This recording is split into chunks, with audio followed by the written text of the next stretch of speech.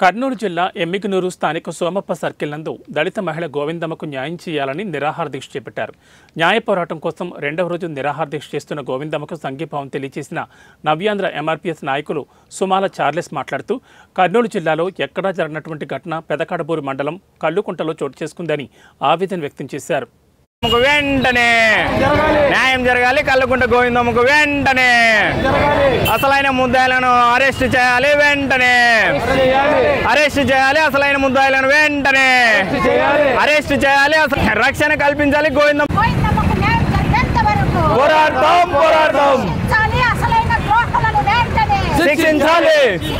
అలాగే గోవిందమ్మ కుటుంబానికి ప్రాణ రక్షణ కల్పించాలి. అలాగే జిల్లా ఎస్పీ గారు మరియు జిల్లా కలెక్టర్ కల్లుకుంట గ్రామాన్ని సందర్శించి అక్కడ పీస్ కమిటీని చేయాలని ఈ సభాముఖంగా తెలియజేస్తున్నాను.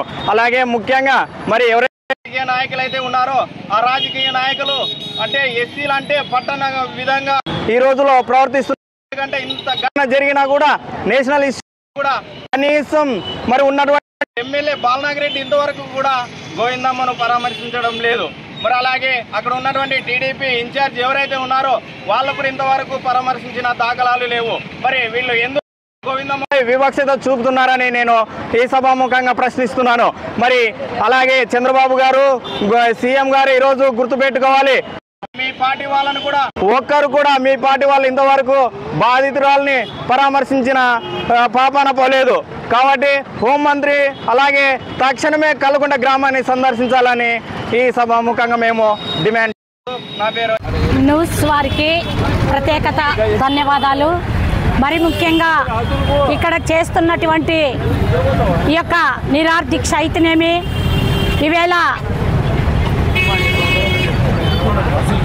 సెప్టెంబర్ 12వ తేదీన అర్ధరాత్రి పెద్దకడుబూరు మండలం కల్లేకుంట గ్రామంలో జరిగిన యొక్క ఘటన గోవిందమ్మకి ఎవరికి కూడా ఈ భారతదేశంలో ఇలాంటి ఘటన ఎవరికి కూడా జరగకూడదని మేము కోరుకుంటున్నాం.